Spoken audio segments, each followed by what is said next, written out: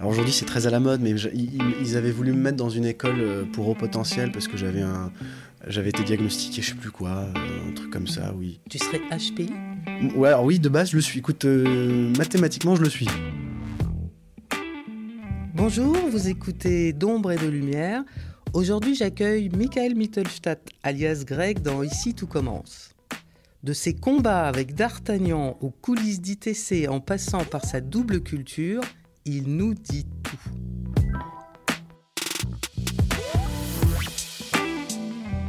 D'ombre et de lumière, quand les personnalités de la télé tombent le masque.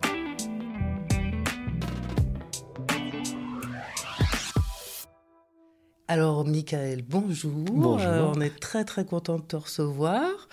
Ça fait un petit moment que les fans d'ITC se demandent ce que tu deviens. Ah bah oui. Puisqu'ils t'ont pas vu depuis... Depuis, c'était décembre, hein, depuis Voilà. 2022 même, 30 décembre 2022. C'est ça.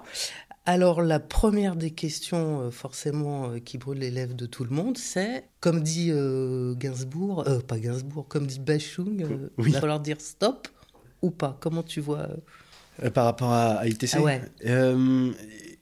Non, je pense que stop, c'est peut-être un peu radical, mais on ferme la porte de cette arche-là, cette intrigue-là, mais ça ne veut pas pour autant dire qu'on la ferme à clé et qu'on jette les clés par la fenêtre. Je pense qu'il y a une idée un peu de la quotidienne comme une sorte de taverne où les gens rentrent, ils s'amusent, ils se rencontrent, ils partagent des choses très fortes, ils s'en vont, mais ça ne veut pas dire qu'ils reviendront jamais. Donc il y a un peu cette vie-là qui est très très très attrayante et à laquelle on s'attache et à laquelle il faut savoir dire je fais un break sans pour autant dire stop. Donc non, pas stop. Et certainement oui, si histoire à défendre il y a. Très bien. Donc voilà, tout le monde est rassuré. Oui, non, là, mais y a en pas même de- temps, il ne faut pas non plus s'attendre à te voir très régulièrement après le mois de juin. Avec on va un dire. deuxième bébé, non. Exactement. Alors justement, on va revenir un peu 2 ans et demi en arrière, Oui. quand cette folle aventure a commencé. Déjà, est-ce que tu peux me raconter comment elle est venue à toi et surtout comment toi, dans quel état d'esprit tu t'es lancé dans cette aventure? Alors, moi, à ce moment-là, je vivais ma meilleure vie de l'autre côté de l'Atlantique, à New York. Et en fait, ce qui s'est passé, c'est que je revenais tous les 6 mois à Paris pour voir un peu les copains, la famille. Et j'ai une très très bonne amie à moi qui est réalisatrice à New York aussi et qui est française, avec laquelle on avait tourné un petit court-métrage à Paris. Donc là, on était en hiver 2020, donc janvier 2020. Et j'ai tourné ce petit court-métrage qui doit toujours encore sortir. Mais dont je suis très fier parce que c'est très très chouette, je trouve, ce qu'on a fait. Qui s'appelle comment, pardon? L'ombre de ton ombre. Un petit court-métrage qui s'appelle L'ombre de ton ombre. Je le dis avec un peu d'hésitation parce que le titre a souvent changé. Il faudrait que je lui passe un coup de fil et que je lui demande. Et non, mais vraiment, moi, c'est la réalisatrice la plus talentueuse que je connaisse et j'ai hâte de refaire des choses avec elle parce qu'elle est vraiment superbe. Bon, bref, j'étais dans ce mindset un peu créatif là quand je suis rentré à New York et que mon agent m'appelle pour me dire écoute, il y a un projet. Il avait l'habitude de m'envoyer ses castings malgré le fait que j'étais à l'étranger. Et le rituel, c'était que voilà, il m'envoyait la scène et moi je faisais ce qu'on appelle une self-tape, où c'est une sorte de casting à distance où je m'enregistre moi avec mon iPhone. Je demandais justement à Oriana, la réalisatrice du film, de m'aider. C'est elle qui me donnait la réplique à chaque fois. Et après, je l'envoyais. Et si jamais ça se passait bien, bon, bah, soit j'y retournais, ou alors si c'était suffisant, parce que bon, c'était pas toujours financièrement viable de faire un aller-retour pour juste un casting, c'était validé ou pas. Mais jusqu'à présent, j'avais eu aucune validation sur 2 ans, en tout cas à New York, 1 an et demi. Et je reçois donc cette annonce-là. Mon agent me dit écoute, c'est un spin-off de la série Demain nous appartient. J'ai dit écoute, oui, je la connais très bien parce que Clément est dedans. Clément? Rémiens, avec qui j'étais en cours avant que je parte à New York. On était ensemble au cours Florent. Parce qu'on est né à 1 mois près, on a le même âge, quoi. Et je lui dis ok, très bien. Donc je fais cette self-tape avec Oriana. C'est la chance d'avoir une amie réalisatrice en plus française qui pour nous faire ce self-tape. Et on était dans les locaux de NYU, qui est cette école prestigieuse sous la direction de Spike Lee à New York. Et après, il y a quelque chose qui s'appelle le Covid qui est tombé. Tiens. Ouais, on en parle encore ou pas? C'est à la mode. Paraît qu'il est toujours un peu là. Il paraît qu'il est jamais parti. Dès qu'on lui donne pas d'attention, il revient, il revient à la charge. Et du coup, en fait, tout a été décalé. Et je crois en mars-avril, moi, je suis confiné avec ma copine de l'époque à Brooklyn, dans mon appartement. C'était un peu cette période, on savait pas trop ce qui se passait, on n'osait pas sortir. Et mon agent qui m'appelle et il me dit bon, t'es en callback, est-ce que tu peux venir à Paris? J'ai dit là, ça me fait peur parce que Monsieur Trump a un peu verrouillé tout ce qui était verrouillable en termes de frontières. Donc si je pars, je peux pas revenir. Et j'ai toutes mes affaires ici, donc est-ce qu'on peut la faire en visio? Là, il me dit, écoute, c'est pas... Ok, je vais essayer, je vais voir ce que je peux faire. Et comme mon agent est quelqu'un de formidable, il a réussi à obtenir un casting en visio que j'ai fait. Alors, avec le décalage horaire, heureusement, ils ont été compréhensifs parce qu'à la base, j'étais censé le faire à 4h du matin, mais ils me l'ont mis à 9h, donc c'était 15h. Ouais, 15h pour eux, c'est ça, hein, dans l'après-midi et 9h du matin pour moi. Et je l'ai passé en visio, par Zoom ou par Teams, avec Christophe Barrault, qui était le réalisateur, l'un des deux réalisateurs qui a créé la série, et Peggy Pacro, qui est la Dircast. Et tu l'as passé pour le rôle de Greg ou c'était... Pas du tout. Ouais. Si tu veux, la première scène que j'avais faite en self-tape, c'était, je crois que c'était Jérémy. C'était Jérémy, mais c'est une scène qui a jamais vu le jour. C'était un truc générique pour le casting. Et après, c'était pour le rôle de Théo Tessier que j'étais parti pour l'audition en Zoom. Et c'était une scène super avec Constance, avec sa maman, où justement il parlait du père qui replongeait dans les drogues. Il y avait un peu de backstory, il y avait des enjeux, il y avait matière, hein, il y avait de quoi chercher, quelque chose à aller chercher en tout cas dans ces scènes-là. Parce que c'est pas toujours le cas dans les scènes en casting, on a un peu du mal à trouver un peu une valeur existentielle pour pouvoir exister. Et là, non, c'était assez simple. Parce que la scène était conséquente. Et donc voilà. Et après, si tu veux, pendant 3 semaines, j'ai pas eu de news. Et ça traîne, parce que le tournage c'était imminent, quoi. On est en mois de juin, j'ai rien, je sais que ça démarre en fin juillet. Je me dis bon, qu'est-ce que je fais? Et on me dit non, malheureusement ça marchera pas. Bon, bah tant pis. Du coup, ouais, vraiment, hein, ils m'ont vraiment dit non. Je suis désolé, ça marchera pas.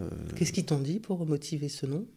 Je sais plus ce que c'était, mais c'était un nom. Tu sais, déjà d'avoir une réponse, c'est énorme. D'habitude, les Dircast ne disent rien. Et là, moi, j'ai eu droit à un message de la part de Peggy qui me disait, écoute, malheureusement, ça marchera pas, mais ne t'en fais pas, je te trouverai un truc sur l'une de mes 2 quotidiennes, parce que j'ai beaucoup aimé travailler avec toi. Enfin, des mots très chouettes, elle est super, cette fille. Et je fais bon, bah écoute, nouveau casting, ou sinon, c'est pas grave, hein, je me suis pas trop non plus fait de film, mais et là à ce moment-là, ce qui est drôle, c'est que je prends quand même pour les vacances un billet aller-retour pour Paris pour voir la famille, en me disant bon, allez, avec un peu de chance, les frontières, ça se détendra d'ici mon retour, et voilà. Et ce n'est pas une blague. Une semaine avant mon départ, Peggy, là, de Dircast, m'envoie un message. Ah, on t'a trouvé un rôle avec ma productrice Sarah Faraman. Si t'es toujours ok, tournage dans 2 semaines ou dans 3 semaines. Et j'ai dit d'accord, c'est quoi le personnage? Elle me dit bah, un type qui s'appelle Greg Delobel, un fils à papa, beau gosse, mais méchant, arrogant, prétentieux, petit con. J'ai fait ok, c'est bon. Qu'est-ce qui t'a le plus plu, beau gosse ou petit con Petit con. Oui, en plus, je me souviens l'avoir envoyé le message à Oriana, parce que c'est grâce à elle, quand même, où on est parti de la tape. Et il y a même un des réalisateurs qui avait vu ma tape en janvier, que j'avais envoyé, donc il m'a dit plus tard, c'est Sébastien Perroy, qui m'a dit, tu sais, sur toutes les candidatures qu'on a eues, t'es le seul dans la scène à avoir pris des notes. Parce qu'en fait, c'était une scène où il posait des questions, des conseils, il demandait des conseils à sa partenaire. Et je sais pas, avec Oriana, on s'était dit que ce serait pas mal que je prenne des notes. Et il m'a dit, t'es le seul sur des centaines de vidéos à avoir pris des notes. Et donc je l'ai dit à Oriana, elle était très contente. Et c'est quand même grâce à cette fille, grâce à elle que c'est parti, quoi. Donc on n'est jamais tout seul au final. Jamais, et il faut toujours prendre des notes, c'est aussi ce qu'on... Oui, voilà, prendre des notes dans la scène, quand justement ça s'y prête, ouais. Donc tu débarques au château, ouais. Qu'est-ce que tu as dans la tête? Quelles sont tes attentes à ce moment-là? Quels sont tes rêves? Quelles sont tes angoisses? Des angoisses, il n'y en a pas trop parce qu'en plus, tu sais, c'était un timing assez bizarre avec le Covid. Comme tout s'est arrêté, moi, je me suis senti extrêmement chanceux, bon, de base, de pouvoir me dire, ok, je veux être comédien, je suis en train de gagner des sous en le faisant. Et en plus, pendant le Covid, c'était une sorte de situation où tu te dis, waouh, c'est chouette, vraiment très très chouette. Et tu sais pas trop comment exprimer ta gratitude vis-à-vis de ça parce que tu sais pas qui il faut remercier. Tu sais pas s'il faut lever les yeux au ciel, regarder les cumulonimbus et faire merci au Seigneur ou juste remercier les gens qui t'ont aidé ou même les deux, je sais pas. Mais du coup, c'est avec cette idée un peu de gratitude que j'ai franchi les portes du double A. Un cadeau. Pour les gens. Un peu, ouais. Un peu. Et sans savoir dans quoi je m'embarquais. Hein. Heureusement, je suis de nature téméraire, aventurière et à me poser la question qu'après avoir fait les choses. C'est pas toujours génial, mais ça m'a valu de belles histoires. Et donc voilà, j'étais vraiment dans cette idée de... Moi, je pensais partir 6 mois, hein, grand max. J'ai tout laissé aux États-Unis. J'ai racheté des caleçons, j'ai racheté des... Ah ouais? Ah oui, oui. Ah oui, oui, parce qu'en plus, si tu veux, moi, je partais au... J'ai dû vider mon appartement à Brooklyn, comme je t'ai dit, j'ai eu la réponse très tard, quelques jours avant mon départ. J'ai vidé mon appartement, j'ai tout mis en box dans le Maryland, parce que c'est là où étaient les parents de ma copine de l'époque. Enfin, c'était toute une organisation. Donc, tu as improvisé ta vie au fur et à mesure que les intrigues évoluaient, quoi. Mais complètement. Complètement, si tu veux, une partie de mes affaires, ils sont toujours, d'ailleurs. Donc, mais j'aime bien cette idée-là, ça a contribué un peu à l'aspect nomade de ma vie. C'est ça, ouais, saltimbanque, en fait. Complètement, ouais. Complètement.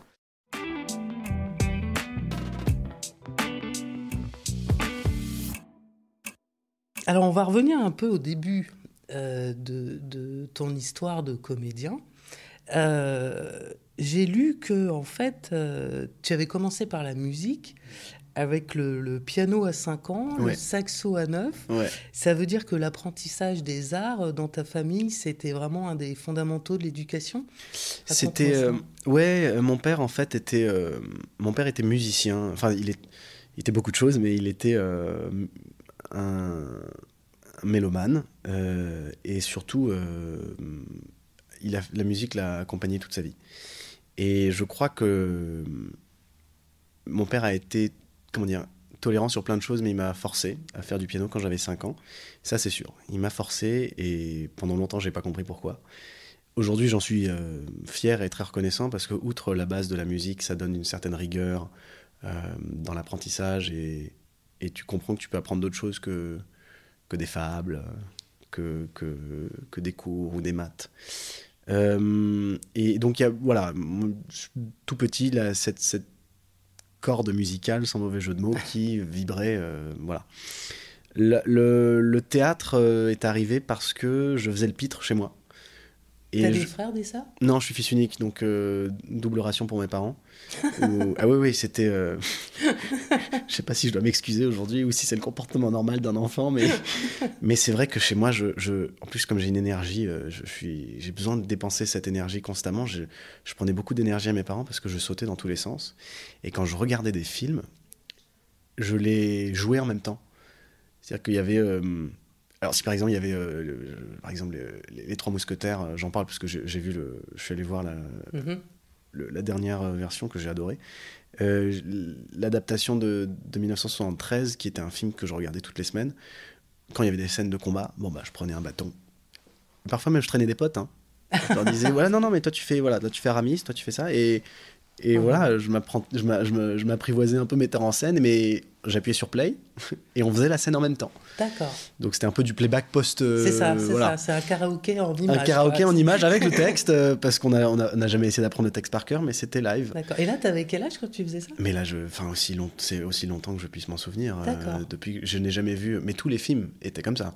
Okay. Même les Tintins, Tu passais de l'autre côté de l'écran et Complètement, et mes parents me regardaient en me demandant mais qu'est-ce qu'il a Alors que pour moi, et ce qui est dingue, c'est que tu vois, c'est seulement parce que j'en ai parlé plus tard de ça que quelqu'un m'a dit mais tu es conscient quand même que ce n'est pas...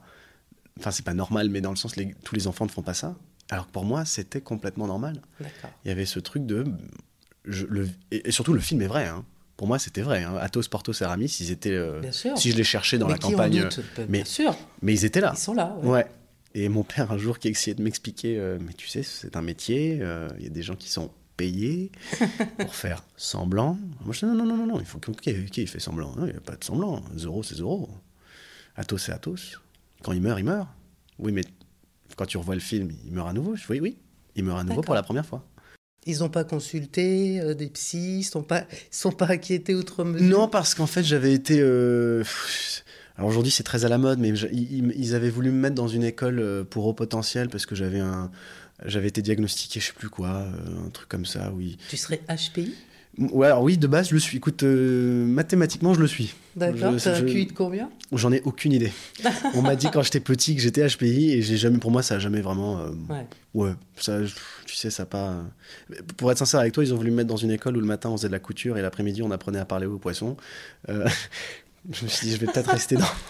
J'aime bien, moi, faire mes petits films chez moi, tranquillement. Et non, mais par contre, la première étape qui a été pour moi de devenir, en fait, ces personnages-là pour qui j'avais tant d'admiration, c'était l'escrime. Et ma mère m'a inscrit à un cours d'escrime quand j'avais... mais j'avais 6 ans, 7 ans, tout petit. Dès que j'étais en mesure de tenir un fleuret, elle m'y a inscrit et j'en ai fait pendant 15 ans. D'accord. Et tu continues aussi l'escrime? Moi, non, là, je l'ai arrêté. Je le fais de temps en temps avec des copains, juste pour on tire comme ça, mais les cours eux-mêmes, non. Et là, tu étais sur Paris?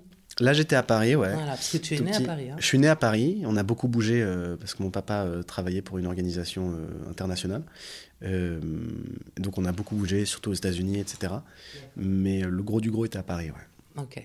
Et donc, vers 10 ans, tu pousses la porte des cours Florent. C'est ma mère qui l'a poussé pour moi, ouais. Ta mère, elle fait quoi comme métier? Ma mère, elle est coach en ressources humaines. Donc, ouais.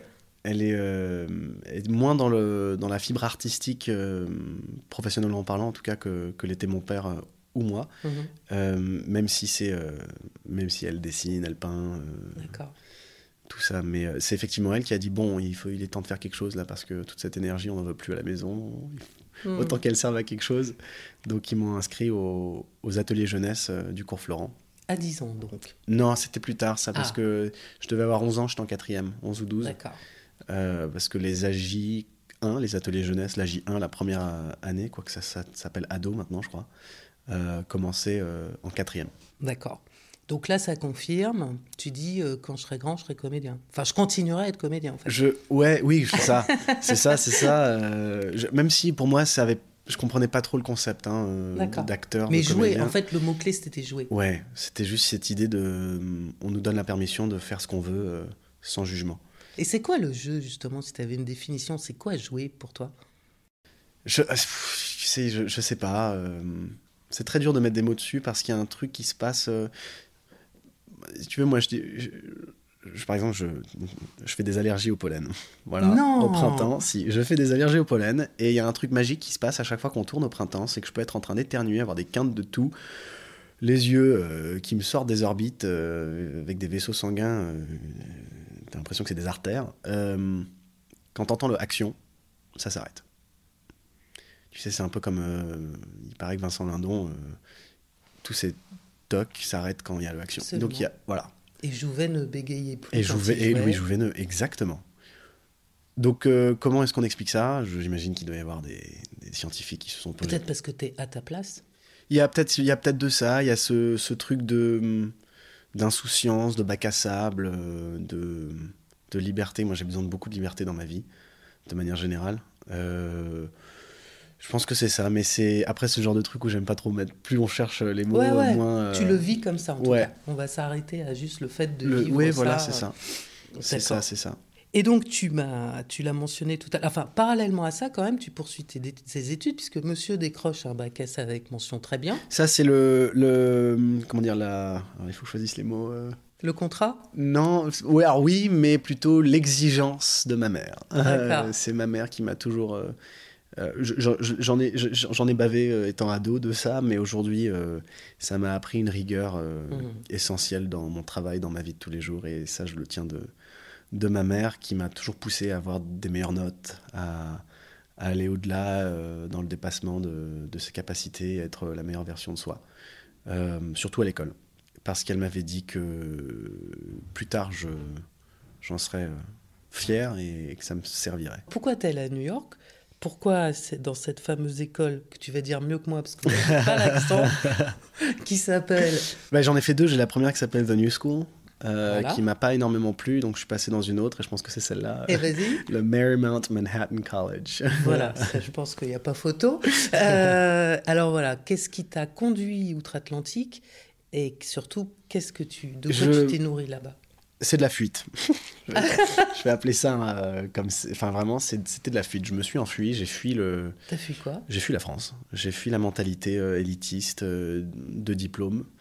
J'ai fui tout ça. En plus, il y avait une sorte de blocage où j'arrivais toujours aux dernières étapes du casting, mais ça passait jamais au-delà. Puis dans ma famille, il y a eu quelques complications.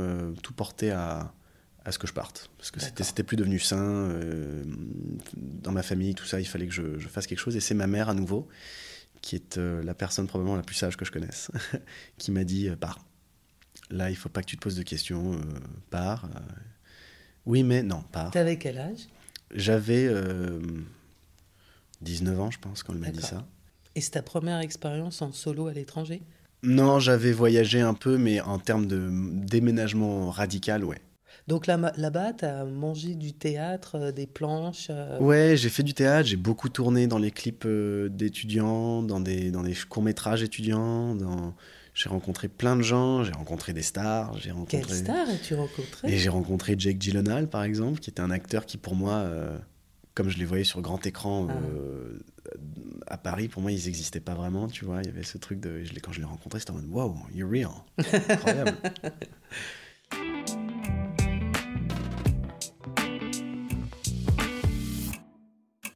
Donc, on va revenir à l'expérience aussi d'Ici Tout Commence. Il y a quelque chose à laquelle vous avez tous été confrontés, c'est cette exposition, cet accélérateur de particules, ce regard des autres en permanence. Est-ce que ça fait tourner la tête? Comment on vit ça quand on a une vingtaine d'années? Et après, comment on se positionne par rapport à ça pour pas glisser? Ouais,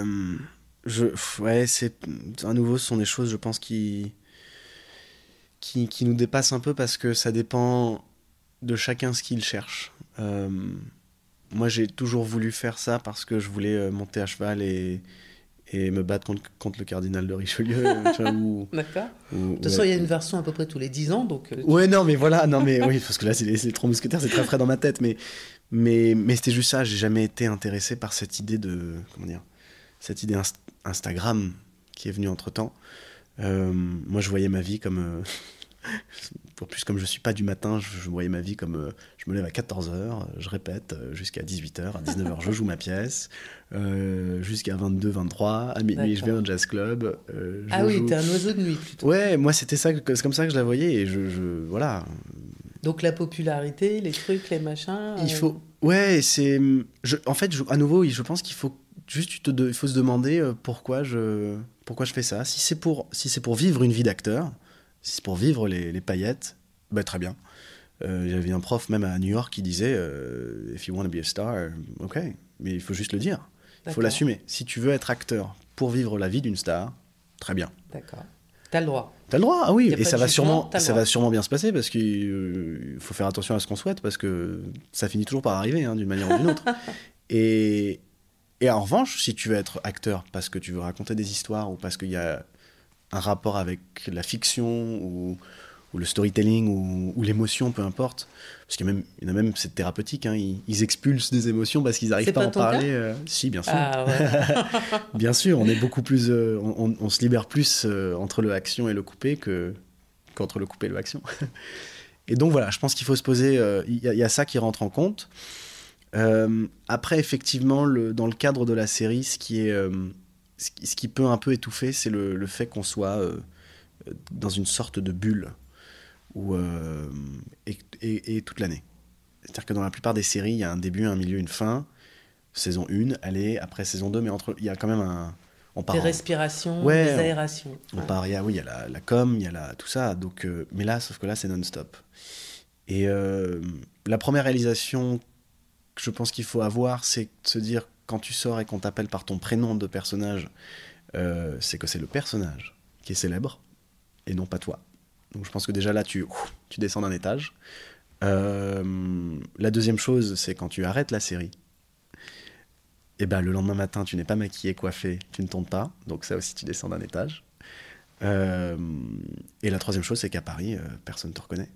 C'est vrai? Ah, c'est très peu, mais je veux dire... Là, si tu te balades dans Paris, là, y a personne Très te peu, reconnaît? c'est... Alors, sûrement oui, mais les gens ne disent pas. Ou alors, quand ils le font, c'est très... comment dire? C'est très subtil. Ils disent, écoutez, j'aime beaucoup ce que vous faites, bonne journée. D'accord. Voilà. Mais ça va pas au-delà de ça. Ok. Et c'est chouette, ça a du coup un rappel à la réalité pour montrer effectivement qu'il y a plusieurs niveaux de réalité là-dessus. C'est ça. Il y a la réalité Instagram et il y a la réalité. C'est ça. Et je pense qu'il faut juste savoir où est-ce que nous, on a envie de se situer, quoi. Mhm. En revanche, la réalité Instagram, tu joues le jeu. Oui, tout à fait. C'est, je prétends pas avoir la science infuse de l'algorithme Instagram, loin de là.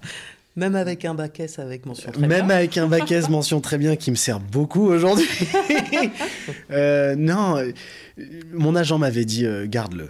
Garde Instagram. Continue de poster des trucs que tu veux poster. Donc je Tu poste beaucoup. t'auto-censures pas? Non, je poste des trucs. Après, moi, ça n'a jamais été mon. Enfin, je sais que Nico, il aime bien poster des trucs pour un peu déstabiliser les mentalités, tout ça, parce que Ouais. c'est il aime bien, il est animé par ça et c'est vachement bien. Mais moi, souvent, je poste des trucs, des extraits de films ou des photos qui me parlent, etc. Et puis à un moment donné, on me dit ouais, mais on ne voit plus trop. Bon, bah allez, je mets une photo de moi. Mhm. Et donc voilà, j'essaie de faire la part des choses, mais je me suis toujours promis qu'à partir du moment où je n'ai plus besoin de courir après les jobs, et que ça me sert plus à rien, je l'enlève, ce truc. Donc c'est à des fins professionnelles, Instagram. C'est une vitrine, c'est une... C'est ce que je me dis et j'espère que c'est vrai. J'espère que moi-même, je me perds pas dans une sorte de prison d'ego vis-à-vis des likes et tout. Là, je te le dis, je ne sais pas. Je ne sais pas parce qu'il faudrait que je l'enlève et que je vois, mais comme il y a un alibi pro, je peux pas le c'est faire, ça, tu vois. ouais. C'est... Parce que tu mets des photos privées aussi sur Insta. Tu mets toi et ta copine. Bon, alors ça, j'ai arrêté de le faire parce que du coup, voilà, Pourquoi c'est ça, t'as ça a arrêté? changé. Pourquoi t'as arrêté? Parce que du coup, c'est devenu une vitrine, comme tu l'as dit. Ah. C'est devenu une vitrine et tout ce que je poste maintenant est relatif à mon travail D'accord. et à l'art. Tu l'as regretté? Non, pas forcément, parce que tu sais, j'aurais pu créer un deuxième compte et D'accord. avoir Alors un qu'est-ce compte qui t'a privé. fait prendre cette décision d'arrêter? Parce que tu es quelqu'un qui réfléchit quand même. C'est terrible parce que vaut mieux être quelqu'un qui réfléchit plutôt que quelqu'un dont on se dit qu'il réfléchit mais qui réfléchit pas. Oui, non, je pense que c'était juste par rapport à une protection de son intimité. C'est ça. Il y a- Pour vivre heureux, vivons cachés, tu crois? Exactement. Moi, je suis quelqu'un de très solitaire aussi et très secret. Uh-huh. Et je mens beaucoup. Tu mens beaucoup. Ah oui. Bah, Ça, tu connais la phrase de Cocteau, qui dit quoi? qu'un acteur, c'est un Bien menteur sûr. qui dit la vérité. Qui dit vrai. Donc, voilà, Tout à fait. Exactement. C'est, il Pourquoi dit tu vrai. mens beaucoup? Parce que... T'es pas en train de mentir là depuis 20 minutes. Non, là, je sais pas. Levez la main droite et dites Voilà. sur Michael Mittelstein. Combien exactement? L'intimité, la vie privée, c'est important. On va juste l'évoquer comme ça, mais le rôle de ta compagne aujourd'hui, c'est quoi dans ta vie? Qu'est-ce qu'elle te... Elle est... en anglais, il y a un terme, c'est le grounding stone. C'est une sorte de pierre qui centre, une pierre qui enracine. C'est une sorte de... Où si moi je m'envole, hop, reviens. Elle est là. Ouais. Et inversement aussi, c'est comme ça qu'on fonctionne à deux, ouais. Mhm. Mais j'ai ça aussi avec... évidemment, c'est pas le même fonctionnement, mais mon meilleur ami ou ma mère encore. C'est ça. Ou ma mère... T'as besoin d'avoir des gens qui te ramènent. Ouais, et du coup, ça me ramène à ta question juste avant sur la notoriété, l'exposition, Ouais. la visibilité, tout ça. Je crois qu'il faut aussi être entouré de gens qui, eux, ne se laissent pas affecter par ça et qui ne sont que, justement, touchés par la personne qu'ils ont en face et non pas par l'image de la personne qu'ils ont en face. Ça fait peur, justement, quand on avance dans la notoriété, d'avoir un rapport dévié avec la vérité, avec le mensonge, mais ce coup-ci des autres. Est-ce que ça, c'est un truc qui fait un peu Oui. flipper? Oui, parce que quand on est comédien, on est très soucieux de son image, on a besoin d'être aimé. Ça, c'est une peur qu'on n'a pas comblée. Je pense que beaucoup ne l'ont pas, mais les comédiens, quand on est comédien, il y a du narcisse, parce qu'on jouit d'être vu. Donc, tout comédien qui dit qu'il n'y a pas de narcisse, il est en train de mentir. Mais comme on sait qu'ils le font très bien, c'est pas grave. Et de deux, c'est parce qu'il y a un besoin de reconnaissance et d'amour mais de façon démesurée. Du coup, il y a ce truc de regardez-moi. Donc on peut dire n'importe quoi du moment que c'est flatteur. Exactement. Mais il faut du coup avoir ce discernement où on se dit, bon, ce que tu entends, il faut l'entendre, mais se méfier. Tu t'es déjà fait piéger, tu crois ? Oui. Par les compliments, les flatteries ? Bien sûr. Et ça fait mal après quand... Ouais. Il y a même à tel point qu'on a envie de se dire, mais j'avais pas envie de savoir en fait que c'était faux. J'avais pas envie de savoir que c'était calculé. J'ai pas envie de... mais à nouveau, c'est l'école de la vie. C'est ça. Voilà, c'est le métier qui rentre. Exactement. Tu parlais d'image tout à l'heure, donc tu es quelqu'un, comme on dit, de looké. Oui, ça vient d'où ça ? C'est un goût pareil depuis tout petit ? Écoute, depuis que je suis tout petit, j'ai un bandana quelque part. J'ai même une photo de moi où j'ai genre 7 ans, où je suis en train je joue avec un ballon, où j'ai un bandana autour du front. C'est quoi ? C'est un porte-bonheur ? C'est un fétiche ? C'est parce que l'un des films, à nouveau, un des films qui a bercé mon enfance, c'est le Karate Kid. C'est venu de là. C'est pas les pirates. Pas ça ? Non. Mais en plus, étant petit, je faisais de l'escrime et du karaté, des arts martiaux. D'accord. Parce que du coup, je voulais être le Karate Kid. À nouveau, c'est jamais anodin. Hein. C'est ça. Vraiment pour être le personnage D'accord. Devenir c'est le toujours dans cette projection de toi dans l'acting, quoi. Complètement, avant de savoir ce qu'était l'acting. Donc c'est pour ça que maintenant je me rends compte que j'ai envie de faire ce métier-là depuis vraiment très très très longtemps. Tu l'as pas choisi finalement, non. Tu étais déjà là, quoi. Ouais, il y a un truc où c'est... Et les chaînes dont j'en connais bien une ou deux d'ailleurs. Oui, il y en a eu quelques-unes. Les colliers, alors les bandanas, j'avais toujours un collier aussi. Et souvent, comme j'ai beaucoup voyagé avec mes parents, je regardais un collier en souvenir du voyage. Donc il y a cet aspect de j'attribue un souvenir à un objet. Ce qui fait de moi quelqu'un de objectivement matérialiste. Tout ce que vous direz ne sera pas retenu contre vous. Mais vous avez le droit à un avocat. Donc il y a cette idée d'associer un événement, un souvenir, une couleur à un objet et de le garder avec soi. J'ai pas de tatouage par contre, par rapport, c'est entièrement... c'est pro parce que je sais que c'est très compliqué quand il faut maquiller les tatouages, ça je le sais, et de deux, je sais pas ce que je me tatouerais, parce que j'aime pas du tout l'engagement, donc je sais pas quoi. Mais c'est un peu la même idée. Et donc voilà, et après de fil en aiguille, c'est juste tu mets des couches. Et New York m'a beaucoup aidé là-dessus parce qu'à New York, il y a un tel regard sur l'image qui est dans le sens... c'est positif ce que je dis, hein, c'est pas en mode les gens jugent, au contraire, c'est just do whatever the fuck you want, tu vois. C'est vraiment, il y a personne te dira quoi que ce soit. Donc c'est toujours pour poursuivre cette histoire de liberté à laquelle tu tiens, dont on parlait au début. Oui, parce que le français, il juge, enfin tout le monde juge, mais le français, il y a un truc le regard, tu le vois, tu vois. Mais même quand je suis parti en vacances dans les pays scandinaves, etc., dès que tu sors un peu des grandes cités, tu vas dans les campagnes, les gens te regardent bizarrement. Dès que tu mets des lunettes quand il fait un peu sombre ou 3 chaînes, il y a une sorte de... Oui, voilà, c'est plus admis par la convention. Donc c'est limite un peu provoque ton truc ? Ça l'est, malgré moi. Ça l'est devenu, mais au départ, malgré moi, mais moi, j'ai pas de... Il n'y a pas de... Ouais. Mais vraiment, c'est New York où je suis revenu. C'est vrai, je suis revenu avec plusieurs chaînes parce que j'avais envie de... C'est comme ça que je voulais m'habiller. Il y a des marques qui sont sollicitées pour des campagnes de pub, des trucs... Quelques-unes, ouais, mais le problème, c'est qu'ils veulent toujours... je l'ai fait une fois, mais le piège avec ça, c'est qu'ils veulent que je porte que la marque. Si jamais je fais des trucs, sauf que comme moi, l'idée, c'est de mettre plein de choses de partout. Et tu t'enfermes pas. Et t'es pas tombé là dans le piège de l'argent, ou qui peut être très attrayant quand on a 25 ans Ouais, complètement. Alors, tu sais, moi je suis pas fêtard, je suis pas... donc ça va, je dépense pas des sommes... T'es pas fêtard ? Pas du tout. Alors je suis plutôt casanier, je suis un peu misanthrope aussi, donc... Mais je me soigne. Mais je me soigne avec des cachetons. Non, ouais, je suis pas... Je l'ai été, mais après, je sais pas... Je me suis calmé. D'accord. Donc, tu n'as pas un grand besoin d'argent.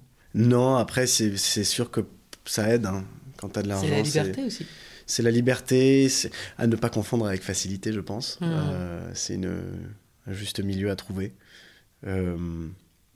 Mais après, pour les voyages, par exemple, c'est sûr que ça t'ouvre des portes. Tu as des pays qui sont plus accessibles que d'autres en fonction de l'argent. Tu imagines la suite de ta vie professionnelle en France ou tu l'imagines internationale ? C'est très dangereux de répondre à ça parce qu'à chaque fois que je réponds une des deux variables, c'est l'inverse qui se produit. Donc D'accord. Non, mais en fait, je ne sais pas. T'avoue Ok. que T'as pas de plan de carrière, comme on dit? Non. Surtout pas. Ah, surtout pas. Liberté. Ouais, c'est toujours elle. Liberté, spontanéité. Toujours elle. Toujours, ouais.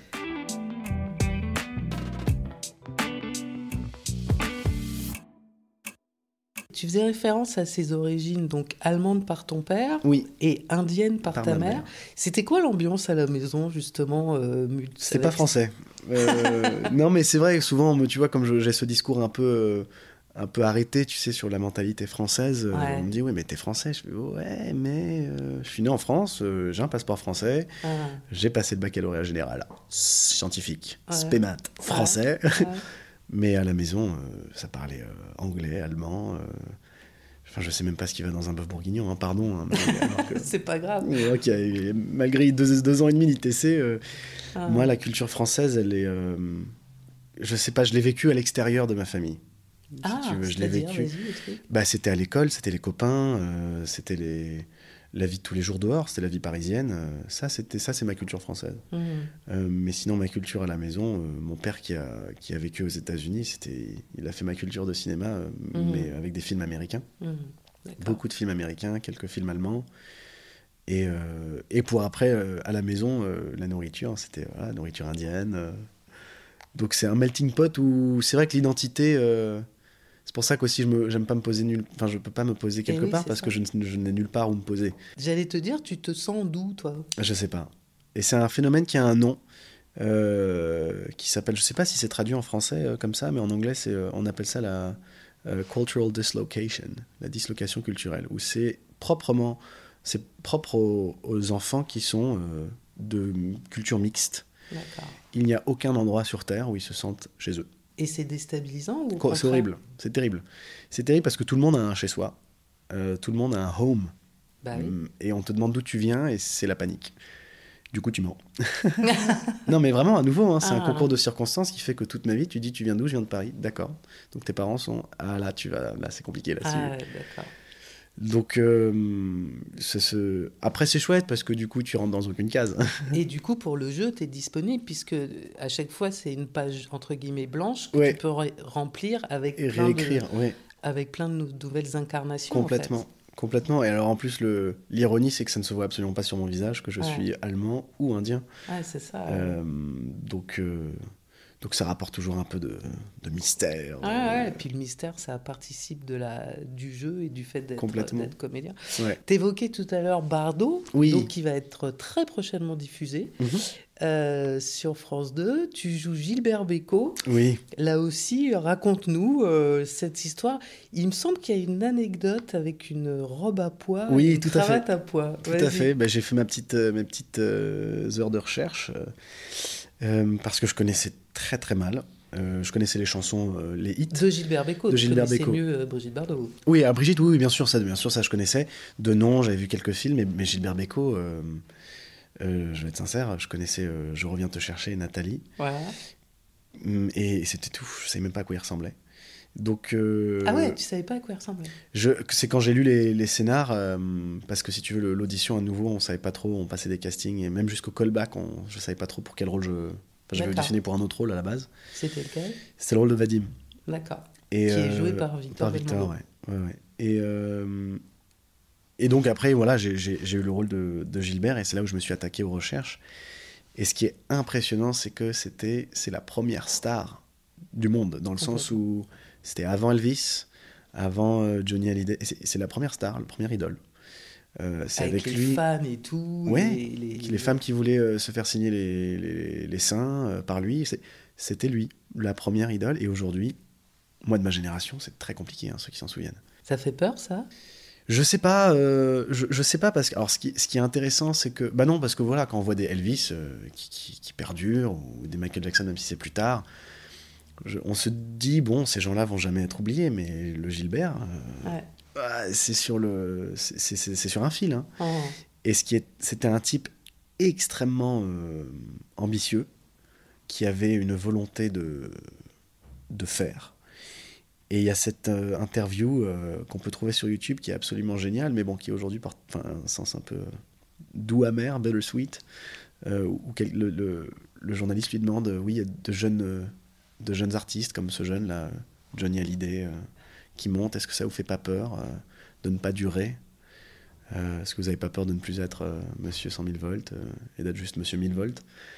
Et Gilbert Bécaud le regarde et lui dit non, non, je durerai. Ah, mais vous êtes. Non, non, mais je durerai. C'est pas. Je durerai. Et il le dit avec une telle ardeur, confiance et volonté. C'est très inspirant. Hein. Bon, aujourd'hui, ça. Bah voilà. Ouais. Il y a du boulot. Il y a du boulot, mais. Ouais. Et ce qui était chouette aussi dans ce travail-là, c'est que c'est la première fois que je jouais un personnage qui avait vraiment existé. Donc il y a eu un travail de mimétisme, Heureusement, on m'a pas demandé de chanter. Je crois que si ça avait été le cas, j'aurais pas eu le rôle. Non, mais au piano, t'aurais pu assurer. J'aurais pu au piano. Oui, le piano, le piano, j'aurais pu. Ça m'aurait moins fait peur. Mais on a, en plus, c'était doublement important d'aller regarder ce qu'il a fait parce qu'on a rejoué une scène qui a vraiment existé entre Bardot et lui, qui est la soirée du réveillon de décembre 1958, où ils passent à l'antenne et ils disent bonne année. Et il y a toute une mise en scène, voilà, c'est joué par les deux, c'est très romantique. Et effectivement, il a tout un passage où il parle, et moi j'étais vraiment au millimètre près, au timing, avec la main, le texte, tout. C'est pas évident, hein, il faut le faire. Pour quelqu'un qui n'aime pas la structure dans son travail, là ça a été un challenge. Hein. Bingo. Ouais.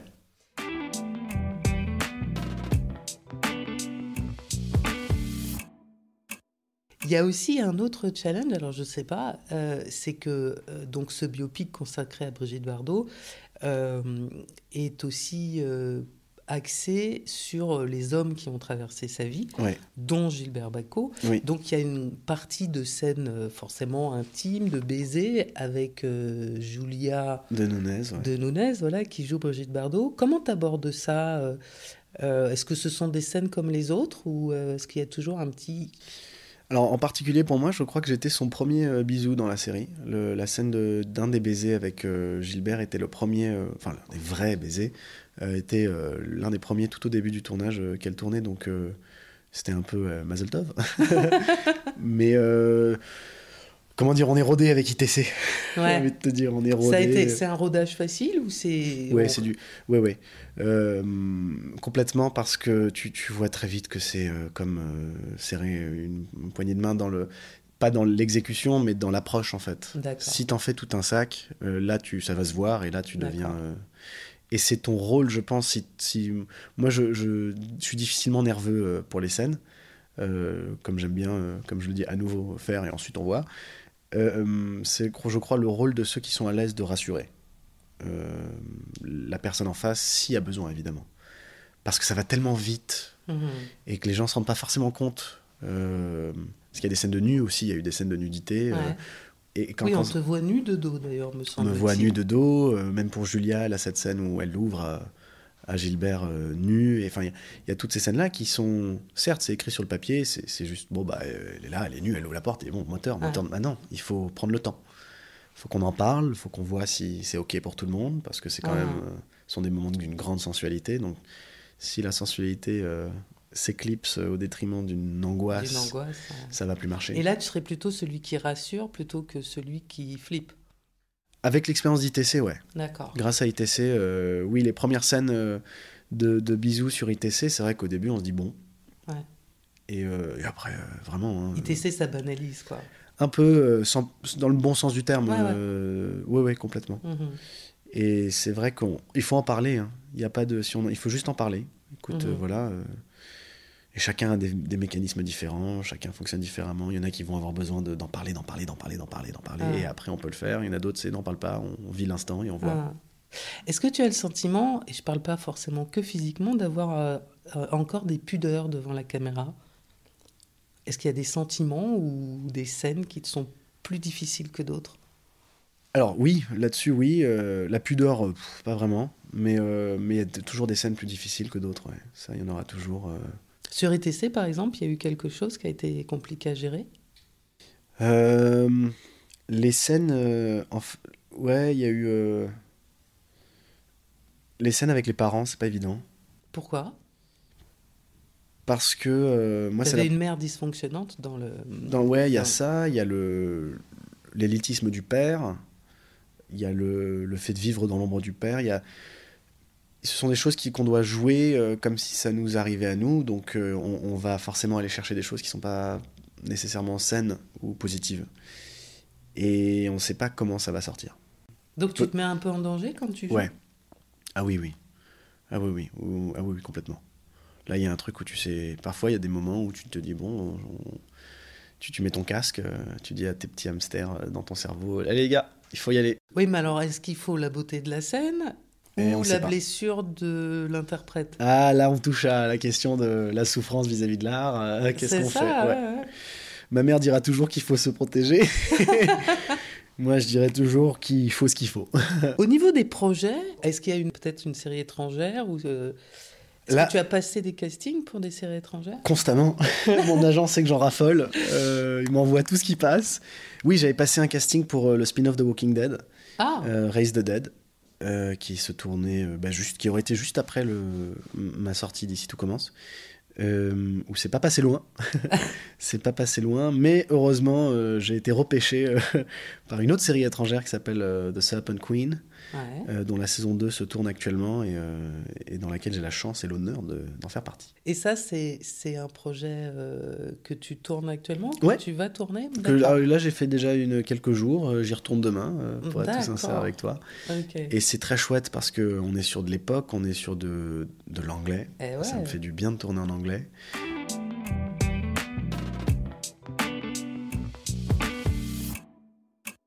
Alors imagine, Michael, je suis un bon génie. Ah. Qu'est-ce que tu me demanderais? Je pourrais exaucer le prochain rôle que tu souhaites. Vas-y, demande. Tu me demanderais quoi? Ah, je sais pas, tu sais, moi, je suis partisan de chaque chose arrive pour une raison, donc j'ai pas envie de titiller le destin avec ça. Non, mais alors, si je peux transformer ta question en disant un rôle qui me ferait rêver, Tu peux. moi, c'est tous les trucs qui touchent au KPDP, Ouais, sans problème.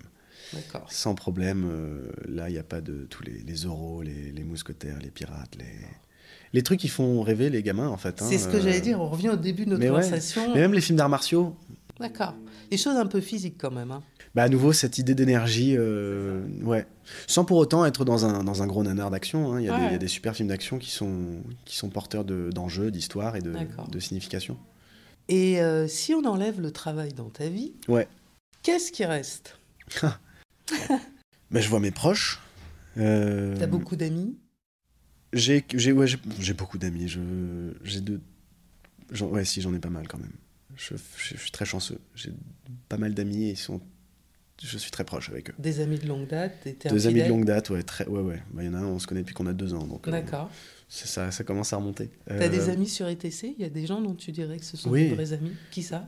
Par exemple, il y a Lucien. Ouais. Lucien, lui et moi, on partage un truc. On se donne pas de nouvelles souvent, mais quand on s'appelle, c'est comme si on s'était jamais quitté. D'accord. Il y a Joseph Malherba, Ouais. qui joue mon père. Ton papa? Ouais, qui lui était une évidence aussi pour moi. Il y a beaucoup de techniciens. D'accord. Beaucoup de techniciens avec qui parfois on s'appelle. Mhm. Qu'est-ce qui reste? Le Cinoche, les films. Aller voir au Cinoche. L'amour, évidemment. L'amour, évidemment. La famille. Mhm. T'es toujours aussi proche de tes parents? Alors mon père, malheureusement, il est plus de ce monde, mais ma mère, oui, ma mère, elle fait partie de ma vie. Mhm. Et toi, tu te projettes parents un jour ou pour l'instant? Non. Non, c'est très difficile pour moi de faire ça. De me projeter, je sais pas. Parce que jusqu'à présent, à chaque fois, je me suis projeté, comme je t'ai dit tout à l'heure, le destin a rigolé et a fait « Eh ben non !» Donc tu vis le moment, quoi. J'essaye, ou au moins me projeter sur quelques jours. Le max, c'est quelques jours. Le max, c'est plusieurs semaines, on va dire. Mmh, Ouais. Me voir des d'accord. mois, mais encore. Ok. Et pour conclure, est-ce qu'il y a une phrase dans la vie qui te suit et à laquelle tu crois de plus en plus? C'est la joie seule et non point l'acceptation de la tristesse qui apporte la paix. Est-ce que vous pouvez développer? Vous n'avez pas 3 heures. C'est la joie seule et non point l'acceptation de la tristesse qui apporte la paix. C'est de Paul Claudel. Je crois que on va boucler la boucle. C'est ce qui se passe en fait entre l'action et le coupé. C'est juste de la joie, un bonheur de deux gosses, quoi. Et c'est vraiment ce rire-là, cette déconnade, ce moment que tu passes avec les autres, cette joie qui fait que pour rien au monde je changerais ma vie, quoi. Merci beaucoup, Merci. beaucoup. Et à bientôt dans de nouvelles aventures. Avec grand plaisir. Salut Mika. Ciao. C'était Isabelle d'Ombre, j'espère que cette rencontre vous a plu. Si vous en voulez plus, retrouvez tous nos entretiens sur téléloisirs.fr et sur votre plateforme de podcast préférée. À bientôt.